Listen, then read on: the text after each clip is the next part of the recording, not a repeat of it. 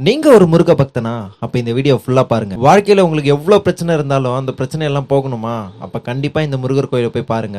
இந்த கோயில் நம்ம காஞ்சிபுரம் பக்கத்துல வேலூர்ல தாங்க இருக்கு. இந்த கோயிலுக்கு எப்படி போகணும்னு சொல்றேன். மறக்காம நீங்க ஒரு முருக பக்தனா இருந்தா நம்ம ஐடிக்கு ஒரு ஃபாலோ மட்டும் தட்டி விட்டுருங்க. நீங்க எந்த ஊர்ல இருந்தாலும் வேலூர் டி மார்ட்னு லொகேஷன் போடுங்க. கரெக்டான லொகேஷனை கூகுள் மேப்பே காமிச்சிரும். இந்த கோயிலுடைய ஸ்தல வரலாறு பாத்தீங்கன்னா, முருகப்பெருமான் வள்ளியை திருமணம் செய்வதற்காக வள்ளிமலை செல்லும் போது ஓய்வெடுப்பதற்காக அவருடைய கால் தடத்தை பதித்து விட்டு சென்ற இடம்தான் தீரா வினை தீர்க்கும் தீர்த்தகிரி வடிவேல் சுப்பிரமணிய கோவில். ஸ்டார்டிங்ல விநாயகர் கோயில் இருக்கும். அவரை கும்பிட்டுட்டு படியேற ஸ்டார்ட் பண்ணீங்கன்னா மொத்தம் 222 படியேறி மேல போவீங்க.